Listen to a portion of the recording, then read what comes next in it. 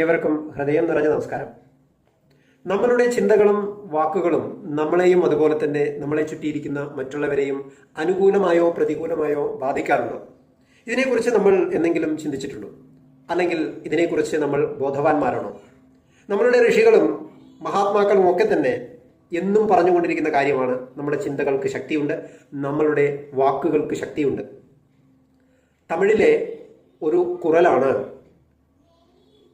തീനാൽ സുട്ടവട് ആറും ആറാത് നാവിനാൽ സുട്ടവട് എന്ന് വെച്ച് കഴിഞ്ഞാൽ, തീ കൊണ്ട് ഏതെങ്കിലും ഭാഗം ശരീരഭാഗം പൊള്ളിയിട്ടുണ്ടെങ്കിൽ അത് നമുക്ക് മരുന്ന് വെച്ച് മാറ്റുവാൻ സാധിക്കും.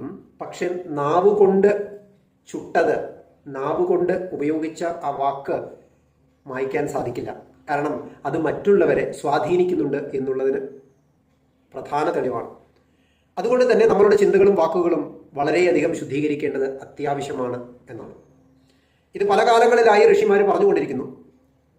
ജപ്പാനിലെ ഒരു ഡോക്ടറും സയന്റിസ്റ്റുമായ മസാരു ഇമാട്ടോ എന്ന് പറയുന്ന വിദഗ്ധൻ വെള്ളത്തിൽ ഒരു എക്സ്പെരിമെന്റ് നടത്തി. വാട്ടർ എക്സ്പെരിമെന്റ് എന്നാണ് ഇതിനെ പറയുന്നത്. അദ്ദേഹം കുറച്ച് കുട്ടികളെയൊക്കെ കൂട്ടിയിട്ട് ഒരു ടംബ്ലറിൽ വെള്ളം വെച്ചു.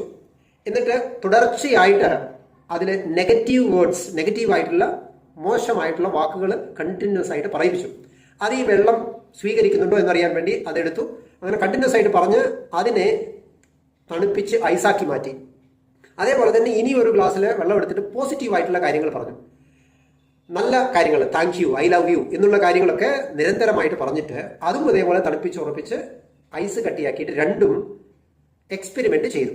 മൈക്രോസ്കോപ്പ് വെച്ച് നോക്കുന്ന സമയത്ത് അതിൻ്റെ ഉള്ളിലുള്ള വാട്ടർ ക്രിസ്റ്റൽസ്, വാട്ടർ മോളിക്യൂൾസ്, ആ ക്രിസ്റ്റലിലെ വാട്ടർ മോളിക്യൂൾസിൽ ആ ധാതുവിന് ഉള്ളിൽ അടങ്ങിയിരിക്കുന്ന ആ വെള്ളത്തിൻ്റെ അംശത്തിൽ, ആ മോളിക്യൂളിന് ഉള്ളിൽ രണ്ടിൻ്റെയും വ്യത്യസ്തമായിട്ടുള്ള ചിത്രങ്ങൾ പതിഞ്ഞത് ഇദ്ദേഹം കാണുവാനിടയായി. കാരണം ആദ്യം ഉപയോഗിച്ച നെഗറ്റീവ് വാർത്ത, അതിൽ ആ വാട്ടർ മോളിക്യൂൾസ് ഒക്കെ തന്നെ പിരിഞ്ഞ് ഛിന്ന ഭിന്നമായി കിടക്കുന്നതാണ് കണ്ടത്.